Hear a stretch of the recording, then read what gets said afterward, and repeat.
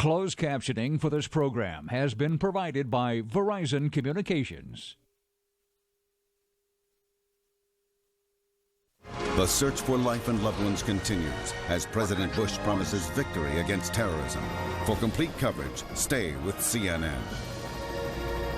Upgrade to America's Top 150 package and take off with Great American Country and Dish Network.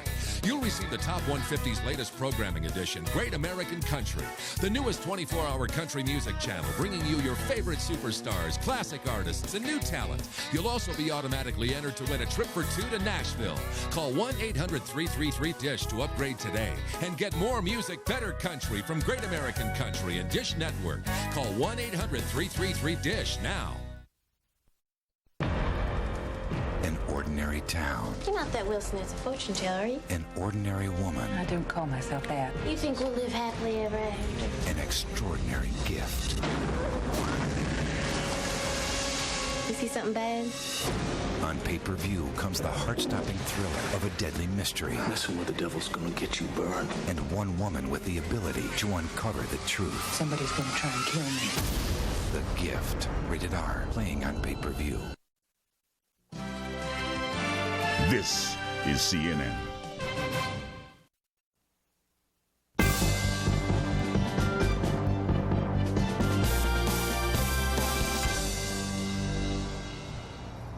Hello, I'm Wolf Blitzer in Washington. Here's the latest news. Stocks plunge at the start and never recover. The Dow loses nearly 700 points, the biggest single-day point loss ever. Treasury Secretary Paul O'Neill tells CNN's Lou Dobbs there's no need for panic. The crops are still growing in the fields, and the people are still showing up in the factories, and the shopkeepers are out there. Even here in Midtown New York, you can begin to feel a quickening pace again. We'll get our act together. We're going to be okay. Despite today's financial losses, President Bush says he has great faith in the U.S. economy. Earlier in a visit to the Pentagon, he said the resolve of the armed forces has never been stronger. CNN senior White House correspondent John King has more. Rallying the troops at the Pentagon and talking tough at the mention of Osama bin Laden. Do you want bin Laden dead? I want him held. I want justice. And there's an old poster out west, as I recall, that said "Wanted, dead or alive." More tough talk at the White House. Current U.S. law forbids assassinations, but the president's spokesman pointedly noted there are exceptions. The executive order does not limit the United States' ability to act in self-defense. And is going after bin Laden in an act of self-defense. I'm not going to define all the steps that may or may not be taken. This Pentagon meeting dealt with the coming call-up of National Guard and Reserve forces. And key advisors were at the White House earlier in the day to discuss a menu of military options that includes sending elite infantry troops into Afghanistan. U.S. officials reported progress on the diplomatic front. Sources tell CNN Pakistan, Russia, and India are among the nations sharing their intelligence on the bin Laden organization. Saudi Arabia and the United Arab Emirates promised to scale back ties with Afghanistan's ruling Taliban. And French President Jacques Chirac and the British Prime Minister Tony Blair agreed to come to Washington this week to plot strategy. The White House said the rocky first day back on Wall Street was to be expected, but there was a sense of urgency as the president huddled with top economic advisors to discuss a multi-billion-dollar emergency aid package to the airline industry and an emergency mix of new spending and a capital gains tax cut to help Wall Street and the broader economy. I'm confident we can work with Congress to come up with an economic stimulus package, if need be, that will send a clear signal to the risk takers and capital formators of our country that the government's going to act too. Senior aides describe the president as a bit tired and sometimes frustrated as he deals with the twin challenges posed by last week's terrorist attacks. Planning a military campaign, aides say will be anything but conventional, and trying to keep an economy that already was struggling from sliding into recession. John King, CNN, the White House. In Afghanistan, an Islamic Council is to meet tomorrow to decide what to do about the U.S. demand to turn over Osama bin Laden. The United Nations reports tens of thousands of Afghan refugees are streaming toward Iran and Pakistan in fear of possible military strikes. In New York, no new survivors were found today at Ground Zero in Lower Manhattan. Mayor Giuliani says the search will continue until hope is lost.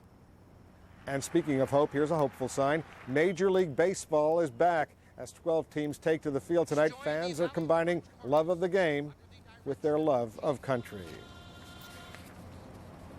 I'm Wolf Blisser in Washington. I'll be back at the top of the hour with a look at military options facing the United States. Now back to our Crossfire town meeting at George Washington University here in the nation's capital.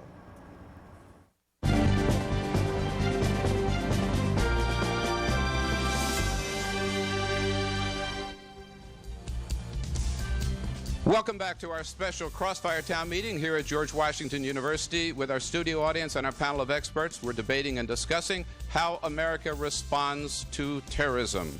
Here with Tucker Carlson. Tucker, thank you, Bill. First question from our group. No trouble rustling up questions from this group. This is Javier Martinez from Phoenix, Arizona. What's your question? What I want to know is what is being done to protect the Arab Americans within the United States? Senator Allen, what is being done?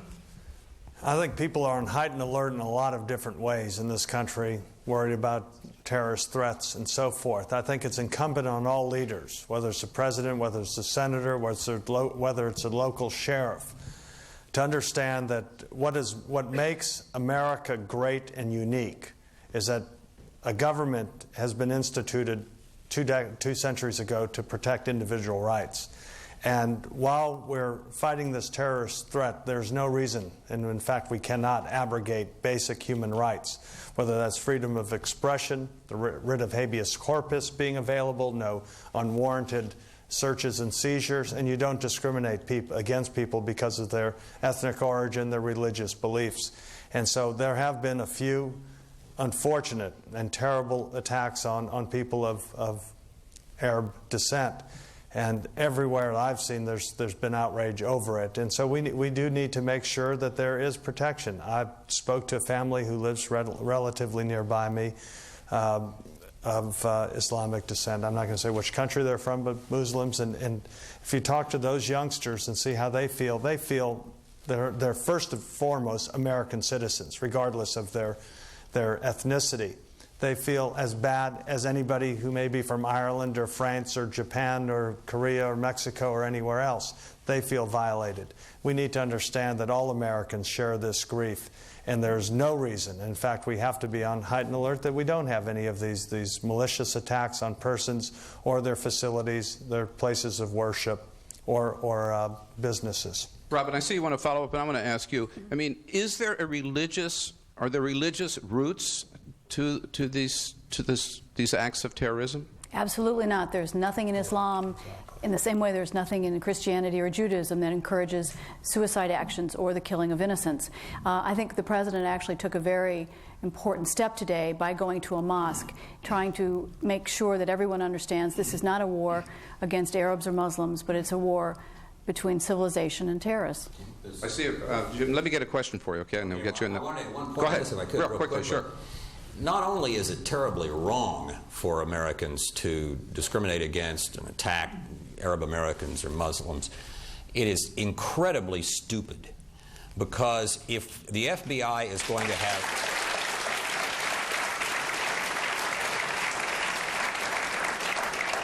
And it's dangerous. If the FBI is going to have any opportunity in rooting out some of the people who may be here that are still terrorists, they're going to need the cooperation of the Muslim American community, the Arab American community. And no one is doing more damage to the fight against terrorism than the idiots who are persecuting American Muslims and Arab Americans.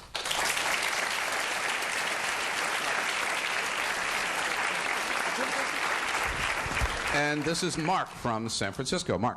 I've been hearing the phrase "war against terrorism" used a lot in the last last week, and I was wondering. I can't help but think that's very similar to the phrase "war on drugs" that was declared in the late '80s. And I was wondering, what are the differences between the war on drugs and the war on terrorism, so we don't lose this war on terrorism? James Lee Witt, you want to tackle that? Well, I think there's a lot of difference between the war on drugs and war on terrorism. I mean, you physically have a threat to our freedom, and it's a serious threat. And I think, to follow up too, and the question was asked a while ago, I think every person has value, and every person should be respected. And that's what we're all about in America. And, you know, every person we do not want to give up our freedom.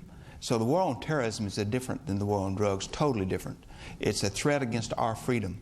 And that's why it's so important that we win this war. The war on drugs and the war on terrorism have some analogies, and I think that our law enforcement, our military, and our intelligence folks ought to be given the same tools that our law enforcement are given on the war on drugs. The war on drugs is very difficult, and obviously it comes from a lot of places in our streets, and maybe it's not quite as direct, obviously, as bombing of the World Trade Centers or the Pentagon. But you know what? In infiltrating and fighting the war on drugs, one of the ways you do it is you have to infiltrate these groups. You have to pay informants. You need to make undercover drug buys. You need surveillance. Those same tactics as law enforcement or intelligence efforts have to be utilized here on the war on terrorists. It cannot be done from only satellites. We do need to pay informants, and the director well knows that there are prohibitions on us paying informants or putting under hire those who have been convicted of certain crimes. Well, you know, when you're dealing with a bunch of sharks, sometimes you have to use sharks to attract them and cut up those sharks for bait and bring them in. You're not dealing with the most savory folks. These are not choir boys that you're dealing with. So we ought to allow our law enforcement, whether external or internal, or, you know, I'm talking FBI or whether most likely the CIA, to hire on some of these other folks that are in that nest of scorpions to help us find out who's at risk to our country. That is done on the war on drugs. We need to take those handcuffs off our law enforcement and intelligence so they can better protect us as well as themselves. Sharks and scorpion. Thank you, Senator. This is Christina Pentek from Lawrenceville, New Jersey. Christina, what's your question? Hi, I was wondering about the implicit risks in attacking countries that support terrorism and feeding the flame in terrorism by doing so. Now, Robin Wright, you were just in Afghanistan last year. Paint a word picture for us. What it would mean to send ground troops into Afghanistan. What do you think that would, what sort of repercussions that would have? You know, it strikes me that Somalia and Beirut and Vietnam all look easy by comparison. This is a society without infrastructure. There are not roads to travel on. The logistical difficulties in some kind of military operation in Afghanistan are really unprecedented. And I think you point out a very important issue. How we conduct this war will be critical in determining whether we actually eliminate the whole phenomena or just a group of people, and in danger producing even more, we end up prolonging the war as a result. We have a question here from Tabitha. Tabitha's from Williamsburg, Virginia. Senator, a constituent of yours, so be careful. It's Tabitha, but Tabitha, I'm very sorry. It's okay. I was wondering, what is the possibility that the Bush administration will dramatically change its foreign policy, considering we've been kind of awakened from a slumber? Do you want to direct that to anyone particular? Why not Senator Allen? Why not? You are from Williamsburg or James City County, right? I'm from James City County. I've lived there all my life. It's nice. My parents voted for you. Well, good. Thank you. Well, I think that the Bush foreign policy, obviously his focus, President Bush is very focused on rooting out terrorism.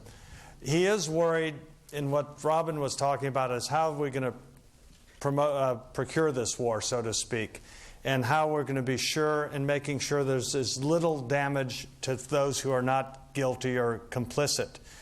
There is also a concern that there are those terrorists still here in this country, and when we do strike, that there could be retaliation here, and it may not be taking over an airplane. It may be who knows what. But I think as far as our policy and the principles of this country, we're staying strong. There are those who say that we should back off our support for Israel. I say we stick with our friends. We stick with those who value freedom and democracy. We cannot be cowed by terrorists, and I think the Bush administration is as resolved as ever to keep their policy. Let me ask you there. I mean, is it the question is, as I understand Tabitha's question, is our policy perhaps too one-sided in the Middle East so that we are generating hatred toward the United States? Well, the United States historically has been, I think, fairly even-handed in the Middle East. We've supported Israel for years. Israel's a democracy over there, but we have made common cause with moderate Arab states. We tried for years to broker a settlement between Israel and the Palestinians. A very, very generous offer was made to Yasser Arafat last year by Barak. He turned it down. I don't regard our position in the Mideast as having been improperly in one direction or another. I think what has to happen is that the Bush administration needs, I think, to hear a message similar to what Mr. Carville said in the last election, but it's the regime's stupid rather than it's the economy.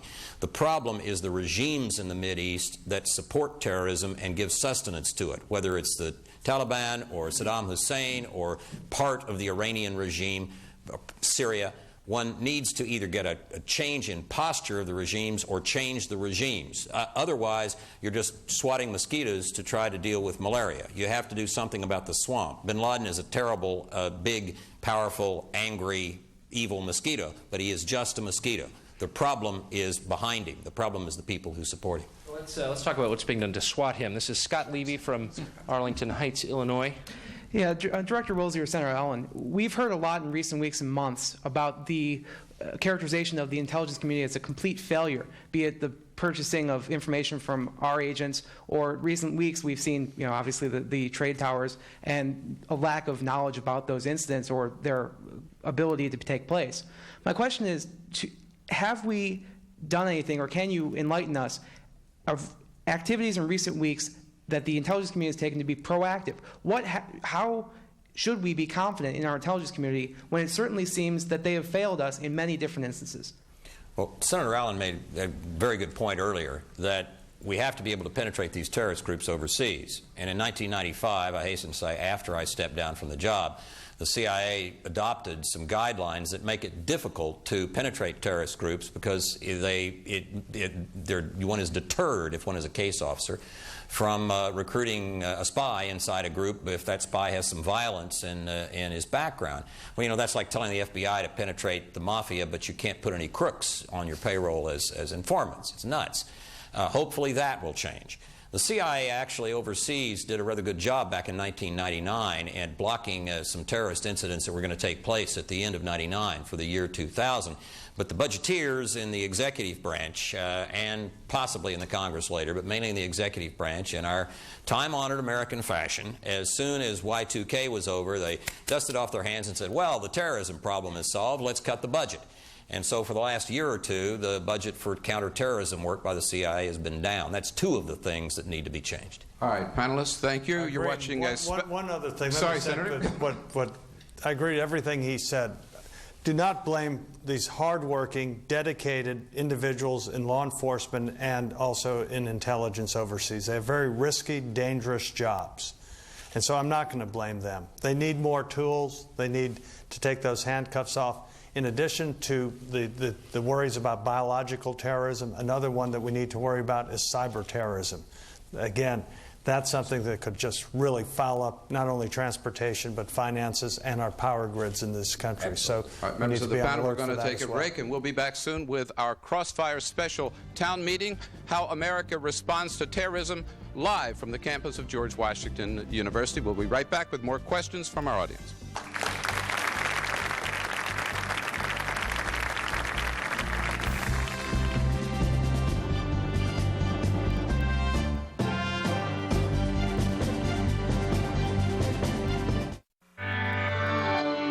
I remember 20 years ago how they turned the racing world upside down.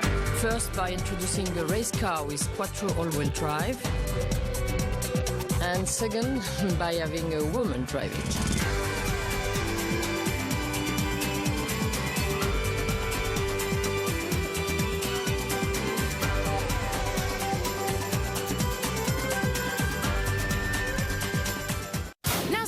Time to join America Online. Welcome. AOL is very easy to use. Anyone can do it. You've got mail. I love AOL email. Click and send. Everybody I know is on AOL. I do feel good knowing that AOL has parental controls. I can get AOL anytime, anywhere. And now with the all-new and improved AOL mobile communicator, you can send and receive email and instant messages without a computer. Every time I use AOL, I discover something new. Now's the perfect time to experience America Online. So easy to use, no wonder it's #1. Call 1-800-4ONLINE. Real news. Real fast. Because your world has changed. Because your life has changed. And we understand that. A network that's accessible. We're always here when you need us. For the latest weather and travel updates, business and financial news, sports scores and highlights, technology, and the web. Culture and entertainment. The new CNN Headline News.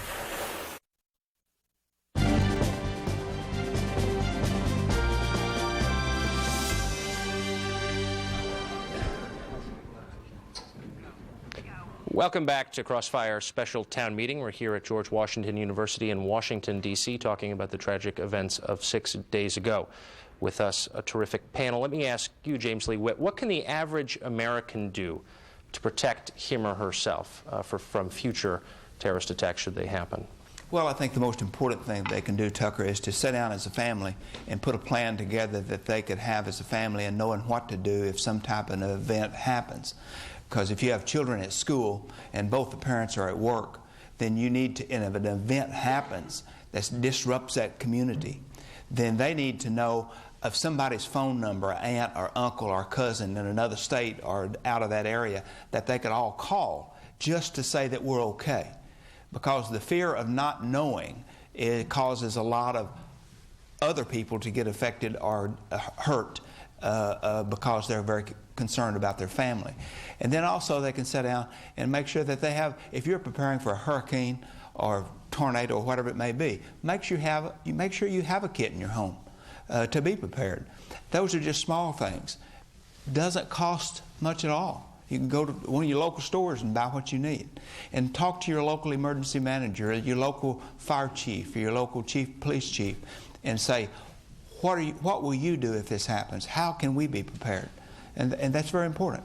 Thank you. James Lee Witt, former director of the Federal Emergency Management Agency. Question now for Jeff, Woodbury, New York. Correct, Jeff? Correct. You got the microphone. My question is addressed to anybody. Accepting that there is a war and accepting that it could be very extensive with many countries involved, do I, as an 18-year-old American citizen, have to worry at all about the potential of some kind of a draft? Well, Senator, that answer would be partly up to you. How do you answer that? This was brought up. We had a briefing meeting today, and I don't see any reason for us to reinstitute the draft. What I do find interesting is how this tragedy has brought out the best in America, whether it's firefighters, rescue squad members, law enforcement, but a lot of folks actually enlisting, volunteering. And I like the approach of people volunteering. I see no reason to reinstitute the draft. I'm sure that's good news to everybody here in this audience. Do you notice that I could feel the tension in the room when that question was asked. Justin has a question. Justin, where are you from? I'm from Manhattan. Manhattan. I was born and raised in New York City. So, my question is for anyone on the panel. If we do take out Osama bin Laden, what happens if he's just a cell under somebody that we don't know? That there is even more of a hierarchy? And if that happens, what do we do then? Do we just continue going after everybody? This could be a never-ending process of going up. This is for anyone on the panel. No, that question is directed at Robin Wright. I think it's clear that Osama bin Laden is the Ford Foundation for Islamic extremists. He's the money bags. He makes it possible. But he has a network of lieutenants, and he has a network of wide cells. Yes, if we get Osama bin Laden, I actually think that's probably the easiest part of this war, as difficult as it's going to be. The much more difficult part is finding those cells that are penetrated in different parts of the world, tracking them, tracking their money links. One of the biggest part of this, and this gets to the question of the draft, it's not an army. This is not going to be a war with a lot of front lines. This is going to be an intelligence war, finding the assets, blocking the assets that make it possible for extremist groups to position people in foreign countries and pay for things like flight instruction. But if you get Osama, does that necessarily solve the problem? Does that kill the network? No, not at all. And I think that this network has been in place long enough, it is diverse enough, and it has enough connections to groups like Egypt's Islamic Jihad that it's a very wide war that we are about to wage. Okay, we have a question from Andy Compton from Anchorage, Alaska. I was wondering, in the recent weeks, we've finally found somewhat of a peacefire in Israel, and I'm wondering if, after seeing videos of the Palestinians cheering in the street, if we need to worry about that just completely erupting again. Mr. Woolsey, what do you make of those videos that apparently Did you say a peace fire? What? Ceasefire, I think. A ceasefire, Ceasefire, sorry, ceasefire. Well, not exactly a ceasefire. I mean, certainly not from the Israelis' point of view. I think that on this issue, we are really dealing with Yasser Arafat, someone who has shown himself, and those who are basically in power in the Palestinian Authority, has shown himself to really want to end the existence of the State of Israel. We hoped that what we had from 1993 until last summer was a Palestinian version of Sadat. If not quite as good as Sadat, at least something close enough that he would have gone along with a reasonable deal. He was offered an extraordinarily generous deal by Prime Minister Barak and rejected it and started killing Israeli women and children. And as far as I'm concerned, there wasn't a ceasefire. And I think a lot of Americans will increasingly, and I think sadly, begin to turn even further away than we have now from the prospect of trying to broker a peace in the Mideast by those pictures of the Palestinians dancing and cheering at the sight of 5,000 Americans dying. Director, I'm going to interrupt because we just have about a minute left. This is Maeve from Pennington, New Jersey. How can we fight terrorists within other countries without fighting the countries themselves? I guess, Robin, you start that and we'll go around. That's one of the great questions, and in fact, the problem is we are often going to have to get some of these cells, collaborate with governments who are engaged in gross human rights abuses themselves, which is one of the reasons that these extremists emerged in the first place. It's a vicious cycle to unravel. Quick comment, Senator? Well, in the event that the Taliban government in Afghanistan, Maeve, does not cooperate, we may be in an altercation with them. I'm not the commander-in-chief, but there's an example. There are other governments and other people in these other countries that are going to realize that it's in their own best interest not to be harboring these terrorists so that they can end up hopefully having a more prosperous, free life. Okay, Senator, we're going to have to end it there, okay. But happily we have an entire 4 more days of CNN Crossfire town meetings. I hope you will join us. Hope you all here in Washington, D.C. will join us tomorrow night. We will have Dick Gephardt of the House of Representatives, Democratic leader. We want to thank our guests, thank our panelists tonight. Thank you very much. Senator Allen, Robin Wright, James Lee Witt, and Jim Woolsey. Thanks our studio audience. A special Crossfire town meeting. We'll be back again tomorrow night from George Washington University. Good night. Thanks for joining us. Wolf Blitzer is next on CNN. Good night. Good night.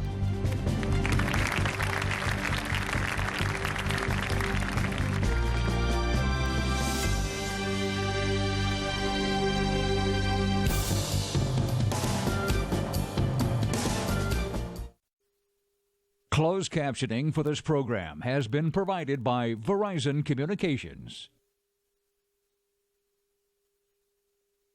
For the latest developments as events unfold in America's new war, stay with CNN. You know, most men get pretty shook up about losing their hair. But today, many of them are learning about Bosley Medical. They use your own living hair to fill in the thin spots. Just look at that. It really works. You can treat it like real hair because it is real hair. Your own naturally growing hair, so you don't have to worry about it. Bosley Medical is the world's most experienced hair restoration practice. For over 25 years, they have performed more than 130,000 procedures using the innovative micrografting techniques pioneered by founder Dr. L. Lee Bosley. Each surgeon at Bosley Medical is board certified and individually trained by me. So if you want to have your own naturally growing hair back, call this number for more information. We'll send you this free video and in-depth guidebook that gives you the real facts about hair restoration. There's no cost and absolutely no obligation. So do it for yourself. Call now and get the real results you've been looking for. It's your real hair. You can't do better than real. Are you one of the millions of American males who would like increased sexual energy? If you've been considering Viagra as a solution, consider something different. All-natural Enerx. Clinical studies show various ingredients of Enerx enhance sexual energy, increasing desire, performance, and satisfaction. Enter-X is all natural with no side effects. With Enter-X, you'll feel the increased energy within minutes and with no chemicals. We're so sure you and your mate will be completely satisfied. We'll offer you a 30-day, no questions asked, full refund. Enter-X stimulates sexual energy by expanding the blood vessels, causing increased blood flow to specific areas of the body. Unleash the power of Enter-X now. Call 1-800-367-7960 toll-free, and it will be delivered discreetly to your home. Get results using the same